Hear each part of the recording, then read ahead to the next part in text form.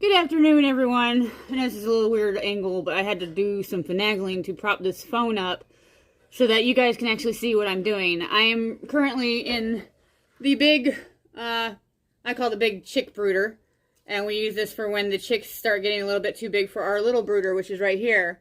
I forget how big that is. It's a big, like the biggest tote we could find at Lowe's, and it has wheels on it, and I added some square grates, like this metal square shelving. You can piece it together to make rabbit cages and guinea pig cages and whatnot. But anyway, this is the cage that they graduate to when they get too big for that one and they still need heat. And I'll put the heat lamp in the corner, and they'll have a feeder and a waterer. Right now this is just a mess because we had our grow outs in here, grow out roosters. And so there's dog crates and stuff that we were separating the roosters with. So I got to get all that out. And I figured I might bring you guys along to show you how I do that. It's just some farm chores, some more stuff prepping for our new babies that are going to be hatching in about 14 days.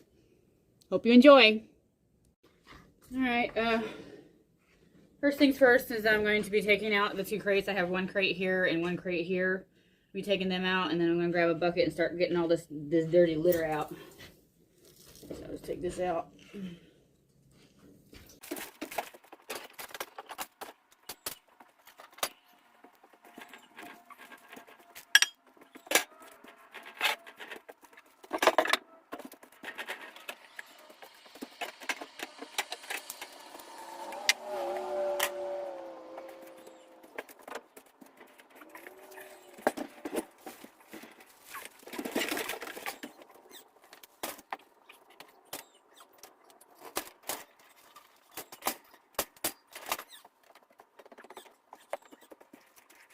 As you can see here, I'm using a dog pepper scooper scraper, and I use it to continually fill up this bucket, and I take it outside to a compost pile, and I just do it over and over until I get to the floor.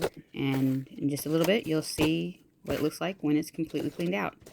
Luckily, it's not a task I have to do too often because it is dusty, and I had to sneeze, blow my nose, and part of the unwanted farm chores, but it's got to be done.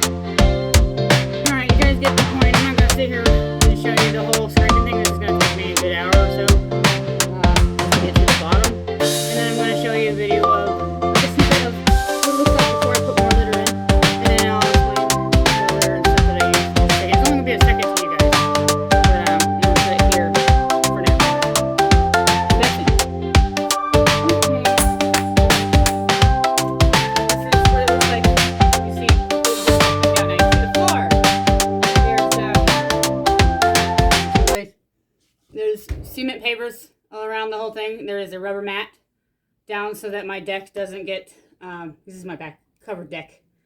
The deck doesn't get destroyed. And then we have a dog kennel, a big dog kennel that goes around the whole thing. I don't know exactly how many square footage, but it's big, nice big space. And this is the gate you can see. This is the gate, and it closes, and we have another section that goes above this, about 4 feet. No, sorry, 3 feet. So it's very tall. It's probably like close to 5 feet tall. Keeps the chicks in, and it's good for them to stretch their legs. Because I think the little brooder we have is only about 2 foot by 4 foot. 2 foot wide, 4 foot long, and 2 foot tall. And that's just for like the first 2 weeks. And then for the rest of the time until they get fully feathered, they're in here. And we'll show you in just a second what I put on the floor to keep this from getting absolutely disgusting. All right.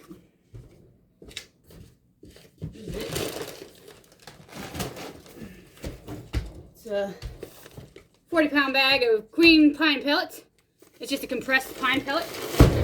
And it's usually used in like horse stalls. I used to use it in my rabbit's litter boxes, and it's a very compressed pine pellet that expands a lot. Put some out here. Put some here. And then I'm gonna use a whole bag. I'm just spreading it out. Spread it out. This is gonna be for baby chicks, so I don't need to overdo it. But they're, it absorbs their poo, keeps this place from being completely messy. And then I'll just come in and scrape any poop that they might poop on the cement. Scrape it off.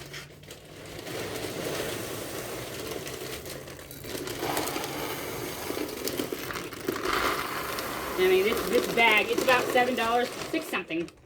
So I round it up close enough to 7. And it has been an absolute game changer. I even use it in sometimes I use it in the bottom of my birthing stalls for the goats. So yeah, litter boxes, chicken coops, horse stalls, goat stalls, all that good stuff. Just spread it around everywhere they might be. And there's different brands. I think Tractor Supply has their own brand as well. I get mine from my local feed store. And it only takes one bag to fill up the entire floor of this pen. I'm trying to think. I think it's at least a 6 by, let's see. A 6 by 6 or 6 by 8. Maybe a little bigger because it does curve around right here. As you see, it curves all the way around, so that might give it a little bit more. But it's at least this, I would say 6 by 6 on one side and like a 6 by 8 on the curved side. And gives them little bitty chicks plenty of room. Because there's only going to be about, if they all hatch, there's going to be about 12 the first batch. Last time we did our incubator, it's a 12 egg incubator. I don't need huge batches because it's just me and my husband and our daughter. But I do it to add hens to our flock every year, so that every spring, so that by wintertime we continue to have eggs all year round, because the young ones tend to lay through the winter. And then it also gives us lots of roosters to grow out and put in our freezer. And if we ever needed a replacement rooster, because like I said, we do raise our own. But there it is. Nice and clean. And ready for the next chicks. The only thing I have left to do is to clean out the little brooder, which I'm probably not going to show you guys that. I just have to vacuum it out and wipe it out.